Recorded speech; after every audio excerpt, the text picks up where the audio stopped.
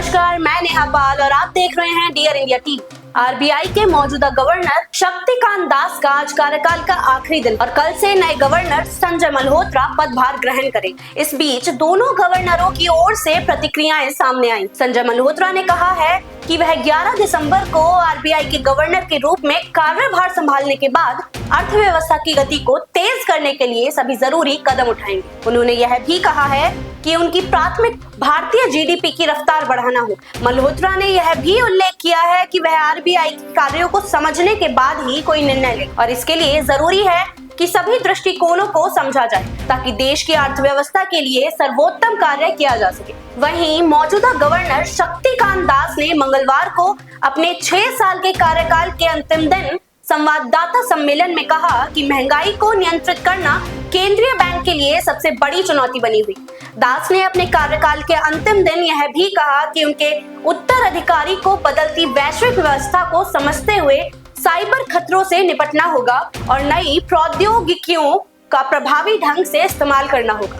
दास ने उम्मीद जताई कि संजय मल्होत्रा वित्तीय समावेशन को बढ़ावा देने के साथ साथ आरबीआई की महत्वपूर्ण पहलों जैसे केंद्रीय बैंक डिजिटल मुद्रा और यूनिफाइड लैंडिंग इंटरफेस को आगे बढ़ाएंगे। इसके चलते जब एक सवाल पूछा गया कि वृद्धि केवल रेपो दर से प्रभावित नहीं होती, तो दास ने कहा, हर किसी को अपने विचार रखने का अधिकार है, लेकिन जैसे कि वे देखते हैं वृद्धि केवल रेपो दर से नहीं बल्कि कई कारकों से प्रभावित होती है। उन्होंने यह भी कहा कि आरबीआई का प्रयास मौजूदा आर्थिक परिस्थितियों और संभावनाओं को ध्यान में रखते हुए मौद्रिक नीति को उपयुक्त बनाना है। दास ने केंद्रीय बैंक के सामने मौजूद चुनौतियों के बारे में बात करते हुए कहा कि नए गवर्नर को महंगाई और आर्थिक वृद्धि के बीच संतुलन बनाए रखना होगा।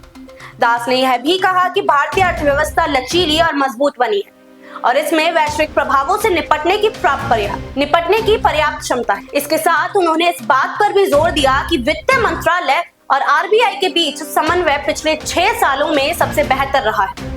हालांकि उन्होंने यह स्वीकार किया है कि कभी-कभी दोनों का दृष्टिकोण अलग हो सकता था, लेकिन उनके कार्यकाल के दौरान इन मुद्दों का समाधान आंतरिक चर्चा के जरिए किया गया। नए गवर्नर संजय मल्होत्रा की छवि एक सहयोगी और मिलजुल कर काम करने वाले नेता के रूप में रही है। उन्होंने कहा कि केंद्रीय बैंक अकेले कीमतों को नियंत्रित नहीं कर सकता, इसके लिए सरकार के सहयोग की भी आवश्यकता होती है। मल्होत्रा ऐसे समय में कार्यभार संभाल रहे हैं जब आरबीआई पर आर्थिक वृद्धि को समर्थन देने के लिए प्रमुख ब्याज दर रेपो में कटौती का दबाव है। अभी के लिए बस इतना ही। ऐसी ही अपडेट्स को जानने के लिए जुड़े रहिए हमारे साथ, देखते रहिए डियर इंडिया टीवी। धन्यवाद।